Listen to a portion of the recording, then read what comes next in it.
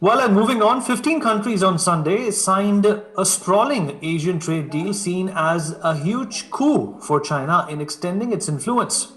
The RCEP mega pact includes China, but not the United States or India. The Regional Comprehensive Economic Partnership, which includes 10 Southeast Asian economies along with China, Japan, South Korea, New Zealand, and Australia, is the world's largest trade pact in terms of GDP, according to analysts. India too was a part of the bloc of nations negotiating the mega trade deal. However, Prime Minister Narendra Modi-led administration in New Delhi decided to pull out of the trade pact over unfavorable terms. In fact, this was we are joined by Dr. Sharad Kohli, economist, on the broadcast to talk more about this.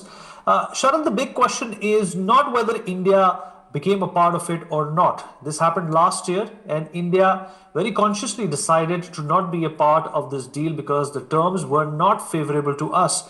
But there are other countries who have shown disgruntlement towards China become a part of the RCEP. Is that going to be a problem for India?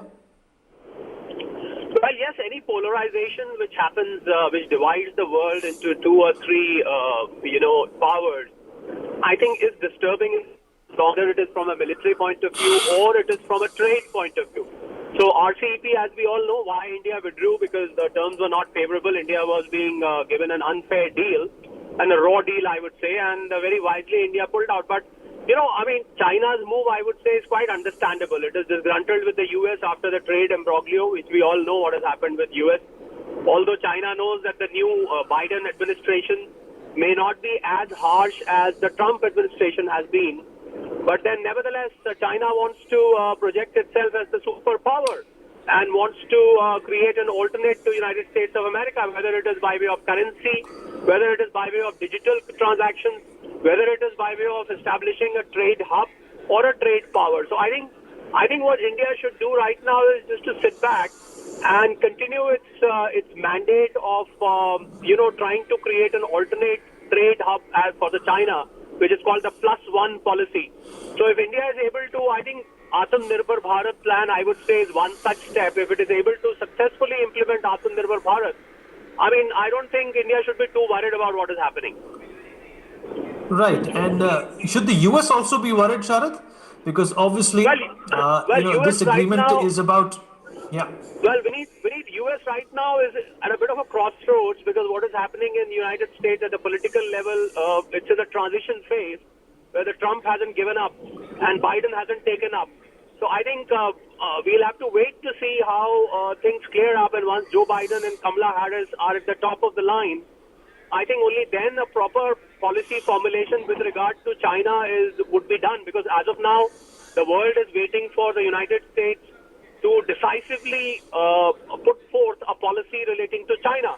And I think there's a bit of a climax there, if you ask me honestly, because it is being presumed that Joe Biden administration would be pro-China, or at least not as much anti-China as Trump was.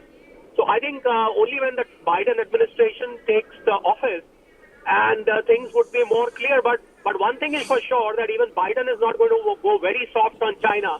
And any attempt to dethrone United States as the superpower will not be taken very, very easily, either by Democrats or the Republicans.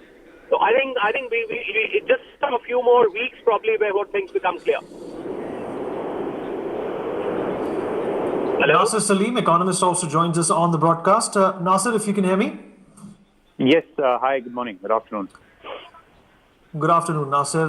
Well, we're talking about the RCEP, the global pact in the world in terms of trade.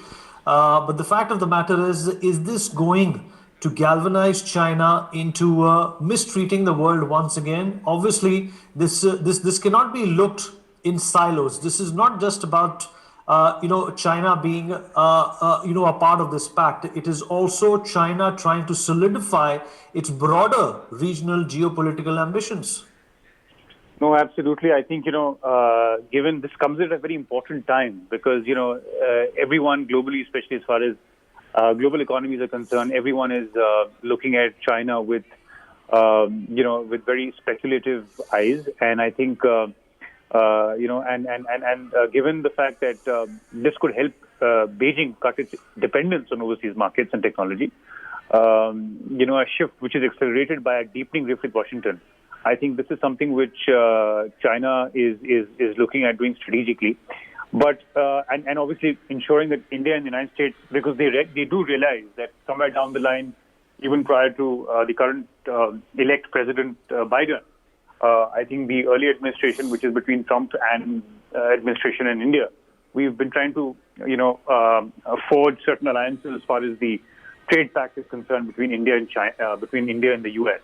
And I think China is now trying to show a way of, in a sense, trying to rub us the wrong way, which has always been the case. And each time they do that, they get, from a perspective of gaining strength, they feel that cutting out India is going to strategically help them, because the biggest threat today, I must tell you, as far as all emerging economies are concerned, is that of India.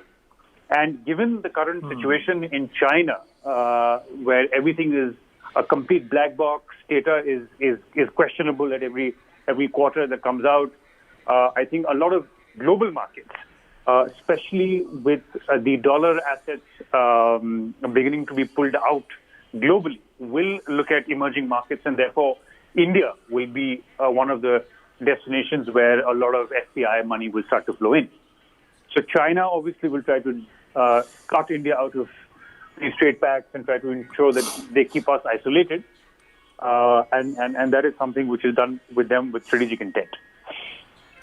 Right, and Nasser, many of the signatories, including Indonesia and the Philippines, are battling severe, economic crippling crisis. You think it is more of a reason for these countries to be a part of this pact than India? You see, I'll tell you. If you look at the RCEP and the economies that are part of it, that account for typically 30% of the global economy, right? Which is 30% of the global population. And they reach about, broadly, if you look at the number, it's about 2.2 billion consumers. Now, this is a very important number because somewhere down the line, because of the lack of investment and the lack of consumption, this is the first time that, in the entire globe is facing a similar challenge. It's not only, with certain economies. And I think, obviously, in times like this, as I said, the RCEP, the numbers that I just gave you, if all those economies start holding hands with each other and trying to ensure that they galvanize the economic stimulus collectively that they can provide through trade pacts and through certain bilateral agreements, I think that will obviously be a comparative advantage to them as against those which are not a part of the RCEP. So, yes, I completely agree with you. Some of those economies which you just mentioned will tend to benefit if they stand together.